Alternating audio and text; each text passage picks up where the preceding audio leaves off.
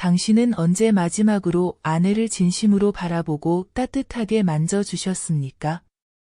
오늘도 피곤하다는 이유로 등을 돌리고 예전과 달라졌다는 변명으로 그 손길을 멈추지는 않으셨습니까? 사실 이 무심함이야말로 아내의 마음을 가장 깊이 병들게 하고 부부 사이의 거리를 회복 불가능한 상태로 몰아가는 보이지 않는 독입니다. 여성의 몸은 나이가 든다고 해서 기능을 잃는 것이 아닙니다. 오히려 배우자의 따뜻한 손길과 존중 어린 시선이 닿을 때마다 여전히 살아 움직이며 나는 아직 한 사람의 여자다라는 존재감을 확인하게 됩니다. 바로 그 순간이 여성에게는 심장 뛰는 인생의 증거가 되는 것입니다. 혹시 이 이야기에 마음이 닿으셨다면 댓글에 짧게라도 동의합니다 라는 말로 함께 해주세요. 다른 생각이 드신다면 주저하지 말고 들려주세요. 중년분들의 멋진 후반기 인생을 위하여 더 좋은 정보 많이 전달해드리겠습니다. 저는 수십 년간 진료실에서 수많은 중년 부부를 만나며 한 가지 사실을 확인했습니다. 아내의 마음을 열 수 있는 가장 강력한 열쇠는 값비싼 보조제도 아니고 화려한 기술도 아닙니다. 바로 남편의 따뜻한 손길, 그리고 그 손길 속에 담긴 진심입니다. 남편이 어떻게 다가오느냐에 따라 아내는 여전히 사랑받는 여자라는 확신을 얻기도 하고 반대로 깊은 상실감을 맛보기도 합니다. 문제는 많은 남편들이 이 열쇠를 어디에 두어야 할지, 어떻게 돌려야 할지를 잊어버렸다는 점입니다. 사랑하지만 표현법을 잊어버린 채 한 지붕 아래에서 서로 다른 섬처럼 살아가고 있는 것이지요. 의학적으로도 이 사실은 분명히 드러납니다. 따뜻한 손길과 애모는 단순히 감정만의 문제가 아니라 뇌와 호르몬에 직접적인 영향을 줍니다. 연구에 따르면 배우자의 손길이 닿는 순간 여성의 뇌에서는 옥시토신이라는 호르몬이 분비됩니다. 이 호르몬은 안정감과 애착을 강화시키며 우울과 불안을 줄여주는 강력한 효과가 있습니다. 단순한 만족을 넘어 삶 전체의 안정과 회복을 이끌어내는 힘을 가지고 있다는 것입니다. 인체는 참으로 신비롭습니다. 한쪽 문이 닫히면 반드시 다른 문이 열리도록 설계되어 있습니다. 젊었을 때 익숙하던 감각이 예전 같지 않더라도 다른 부위는 오히려 훨씬 더 예민하고 섬세하게 반응하도록 새롭게 깨어납니다. 그중 중요한 문이 바로 아내의 마음입니다. 많은 남편들이 이 부위를 단순히 지나치는 고드로만 여깁니다. 그러나 중년 이후 여성에게는 이 부위가 그 자체만으로도 충분한 목적지이며 큰 만족과 위로를 선사하는 잊혀진 낙원과도 같습니다. 실제로 연구에서는 유두에 대한 자극이 뇌 속 쾌감을 담당하는 영역을 활성화시킨다는 결과가 보고된 바 있습니다. 이는 단순한 감각적 반응을 넘어 여성의 자존감과 정서적 안정에도 깊은 영향을 미칩니다. 프랑스의 성의학자 마르세요 박사는 이렇게 말했습니다. 남성들은 눈앞에 보물이 있는데도 열쇠를 돌리지 않습니다. 이 부위는 뇌와 직접 연결된 특별한 신경망을 가지고 있으며 어떻게 다루느냐에 따라 여성의 마음은 깊은 상처에도 머무를 수 있고 반대로 새로운 활력을 얻을 수도 있습니다. 남편 여러분, 아내의 몸을 정복의 대상으로 여기지 마시기 바랍니다. 존중의 대상으로 대할 때 비로소 진정한 기적이 일어납니다. 실제로 상담실에서 차갑게 얼어붙은 관계를 회복한 수많은 부부들이 있었습니다. 그들에게 공통된 변화는 거창한 기술이 아니었습니다. 하루 10분, 잠자는 숲속의 공주를 깨우듯 다정한 손길을 이어간 것이었습니다. 중요한 것은 자극적인 기술이 아니라 오히려 기술을 내려놓고 아내에게 편안함과 신뢰를 선물하는 태도였습니다. 구체적인 순서도 필요합니다. 첫 번째 단계는 정원을 가꾸듯 가볍게 시작하는 것입니다. 아내의 몸을 아름다운 정원이라 생각해 보십시오. 정원에 들어가자마자 꽃을 꺾는 정원사는 없습니다. 먼저 흙을 고르고 주변을 살피며 분위기를 느끼는 과정이 필요합니다. 손바닥 전체로 쇄골 아래와 겨드랑이, 그리고 몸의 바깥 부분을 원을 그리듯 부드럽게 쓸어내리십시오. 이렇게 해야 몸이 서서히 이완되고 손길을 자연스럽게 받아들일 준비가 됩니다. 두 번째 단계는 나비의 날갯짓입니다. 손가락 끝으로 마음 주변을 마치 나비가 날아가듯 가볍게 스쳐 지나가십시오. 세게 누르거나 과한 자극을 주어서는 절대 안 됩니다. 간지럽듯 아슬아슬한 자극이 핵심이며 아내의 호흡과 미세한 반응을 주의 깊게 살피는 것이 중요합니다. 세 번째 단계는 장미꽃의 입맞춤입니다. 아내가 충분히 편안해졌다면 그때 따뜻한 숨결과 함께 부드러운 입맞춤을 건네십시오. 처음에는 가볍게 다가가고 아내가 더 원한다는 신호를 보낼 때에만 조금 더 이어가면 됩니다. 반드시 순서를 지켜야 합니다. 준비되지 않은 상태에서 서두르면 기쁨이 아니라 불편과 상처를 남기게 됩니다. 제가 한 부부에게 내준 숙제는 단순했습니다. 단 일주일 동안 이 과정을 하루 10분씩 실천해 보라는 것이었습니다. 만약 일주일 뒤에도 벽이 그대로라면 제 진단이 틀린 것이고 두 사람의 관계와 마음이 달라져 있다면 그것이 바로 정답이라는 말이었습니다. 놀랍게도 대부분의 부부는 단 며칠 만에 변화를 경험했습니다. 그러나 몇 가지 원칙을 반드시 지켜야 합니다. 첫째, 절대로 결과를 기대하지 마십시오. 아내의 반응이 즉각 나타나지 않는다고 불평하거나 화를 내면 관계의 벽은 더 높아집니다. 이건 거래가 아니라 마음을 전하는 행위이기 때문입니다. 둘째, 어색함을 무기로 삼으십시오. 수십 년 만에 손을 잡고 눈을 마주한다면 당연히 어색합니다. 그 어색함이 실패가 아니라 새 출발의 신호라는 것을 받아들이십시오. 차라리 솔직하게 고백하는 것이 훨씬 효과적입니다. 내가 이런 걸 해본 적이 없어 손에 땀이 납니다. 이렇게 말하는 순간 아내는 당신의 진심을 느낍니다. 셋째, 과거를 꺼내지 마십시오. 젊었을 때는 참 예뻤다는 말은 지금은 매력이 없다는 의미로 들릴 수 있습니다. 중요한 것은 과거가 아니라 오늘입니다. 오늘의 미소, 지금의 눈빛, 오늘 입은 옷을 칭찬하십시오. 그것이 아내에게 진정한 위로와 자신감을 줍니다. 마지막으로 인내가 필요합니다. 수십 년간 쌓인 벽이 며칠 만에 무너질 리 없습니다. 아내가 손길을 피한다고 해서 거절이나 불만으로 받아들이지 마십시오. 그것은 아직 준비가 덜 된 것일 뿐입니다. 그럴 때는 조급해하지 말고 한 걸음 물러나 기다려주는 것이 필요합니다. 결국 진심 어린 손길과 꾸준한 노력이 쌓이면 아내의 마음은 반드시 응답하게 됩니다. 부산 영도에서 평생 바다와 싸우며 살았던 장도현 씨는 누구보다 강한 남자였습니다. 거친 파도 속에서도 흔들림 없이 배를 몰았고 후배 선원들의 존경을 받았습니다. 하지만 집으로 돌아오면 이야기는 달랐습니다. 집안에서는 바다의 용기와 힘이 사라지고 무뚝뚝한 남편으로 변해 있었습니다. 저녁이면 소파에 앉아 눈을 감고 아내의 작은 부탁에도 대답 대신 한숨을 내쉬곤 했습니다. 아내 김윤희 씨는 늘 성실하게 작은 문구점을 지켜온 여인이었습니다. 손님들에게는 다정했지만 집에서는 점점 말이 줄어들고 눈빛이 흐려졌습니다.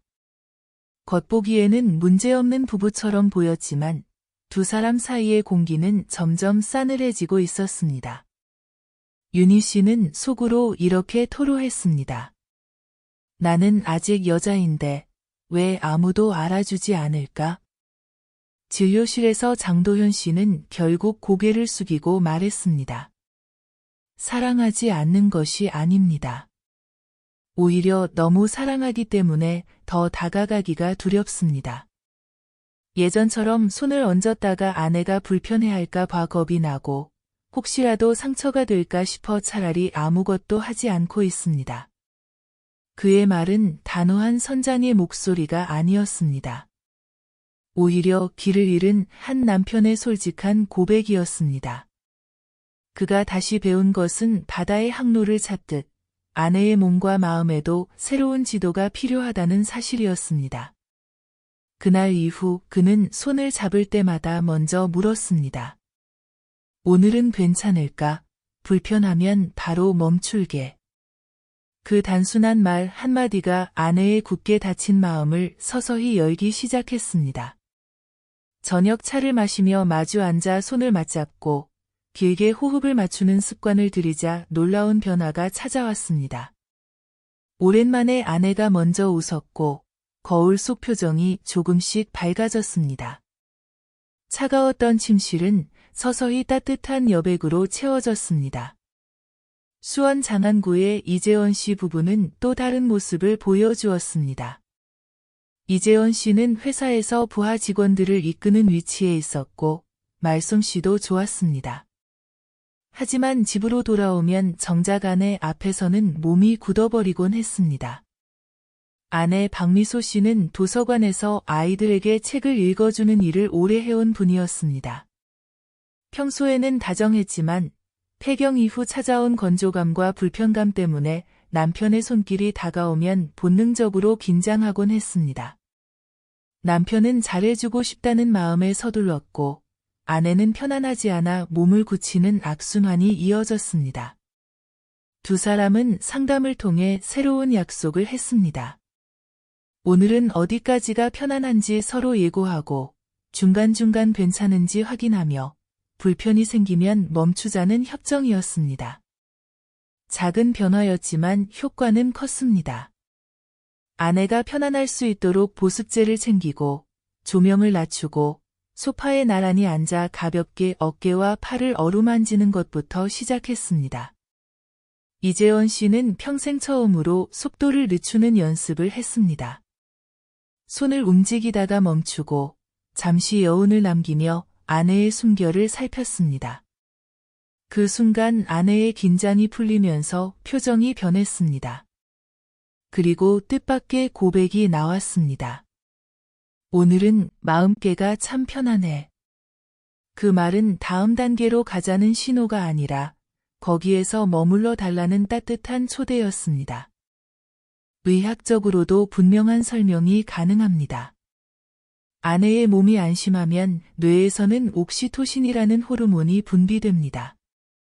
옥시토신은 흔히 사랑의 호르몬이라고 불리지만 단순히 행복감을 주는 데서 끝나는 것이 아닙니다. 이 호르몬은 자율신경계를 조절하여 긴장과 스트레스를 완화시키고 교감신경의 과도한 흥분을 진정시켜 혈압을 낮추는 작용을 합니다. 심장 박동은 규칙적으로 안정되고 불안과 우울을 유발하는 뇌 속 신경 전달 물질의 과잉 활동도 줄어듭니다. 실제로 꾸준한 포옹과 손잡기는 항우울제 못지않은 효과를 보인다는 연구가 보고된 바 있습니다. 배우자의 손길이 줄 수 있는 이 생리학적 반응은 어떤 값비싼 보조제보다도 강력하고 무엇보다 부작용이 없다는 점에서 그 가치는 더 큽니다. 그렇다면 일상에서 바로 실천할 수 있는 방법은 무엇일까요? 첫 번째는 시작을 여는 말입니다. 손길은 아무리 다정해도 예고 없이 다가가면 몸이 놀라서 긴장하게 됩니다. 따라서 짧고 간단한 말로 시작하는 것이 좋습니다. 여보, 오늘은 손을 잠깐 잡고 숨을 같이 쉬어도 될까요? 불편하면 언제든 멈출게요. 이렇게 미리 알리고 상대의 대답을 기다리는 순간 아내의 몸은 방어 태세에서 안심 모드로 전환됩니다. 이 과정이 단순해 보이지만 실제로 뇌에서는 불안 회로가 꺼지고 안정 회로가 켜지는 중요한 순간입니다. 두 번째는 환경을 정리하는 일입니다. 공간은 감각에 직접적인 영향을 미칩니다. 강한 조명은 눈을 자극하고 예민한 상태에서는 작은 소음도 긴장을 높일 수 있습니다. 조명을 살짝 낮추고 휴대폰 알림을 꺼두고 주변을 조용히 정리하는 것만으로도 긴장은 크게 줄어듭니다. 얇은 담요나 따뜻한 방석을 가까이 두어 체온이 일정하게 유지되도록 하면 신체는 빠르게 안정을 느낍니다.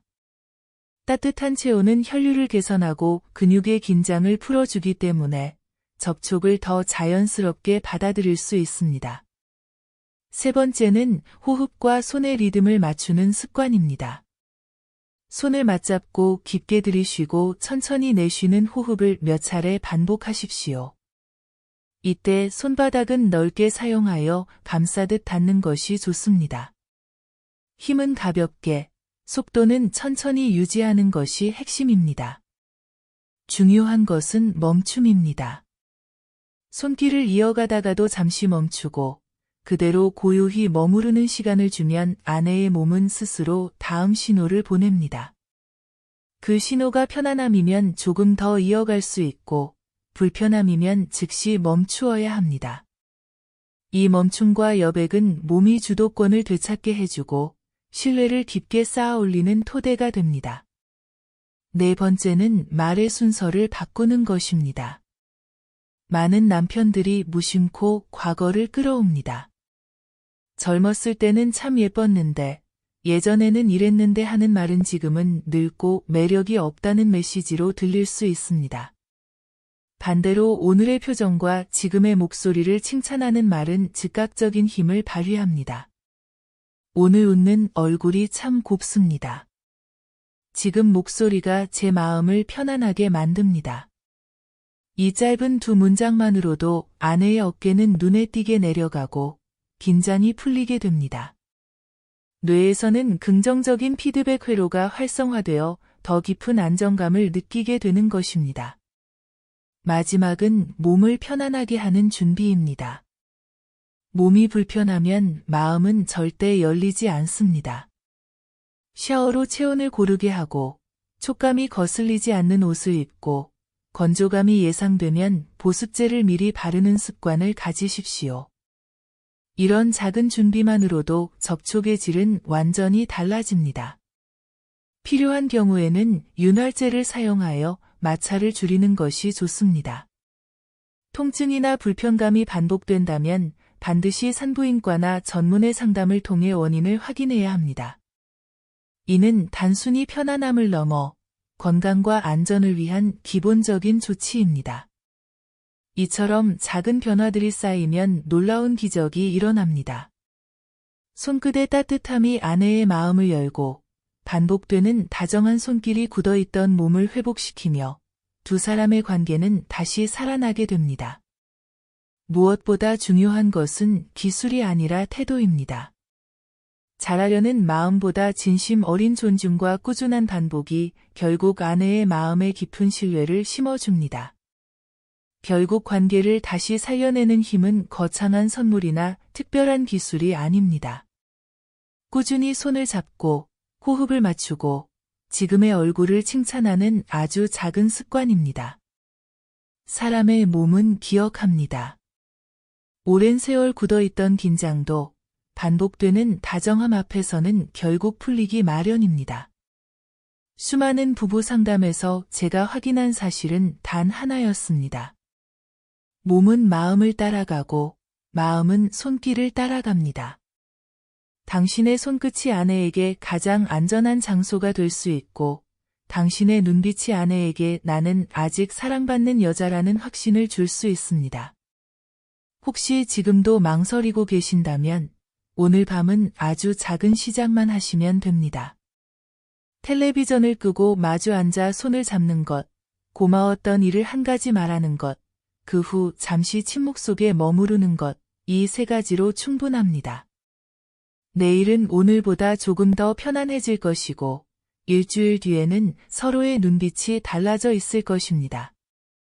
그리고 한 달이 지나면 지금의 망설임이 왜 그토록 길었는지 의아해하실지도 모릅니다. 앞으로도 바람 따라 이야기 숲은 당신의 후반기를 풍요롭게 만드는 이야기를 정성껏 전해드리겠습니다. 이 여정에 동행하고 싶으시다면 구독 버튼으로 마음을 나눠주시길 부탁드립니다. 오늘의 이야기가 조금이라도 당신의 가슴에 울림을 주었다면 좋아요로 응원해주세요. 혹시 궁금한 점이 있다면 언제든 댓글로 남겨주십시오. 그 질문 하나가 같은 고민을 가진 누군가에게 또 다른 길잡이가 될 수 있습니다. 여러분의 하루가 지금보다 더 따뜻해지고 관계가 조금 더 단단해지기를 진심으로 바랍니다. 손끝에서 시작된 작은 용기가 집안의 공기를 바꾸고 결국 두 사람의 인생을 다시 젊게 만드는 기적을 불러올 것입니다. 오늘의 손길이 그 기적의 첫걸음이 되기를 바랍니다. 감사합니다.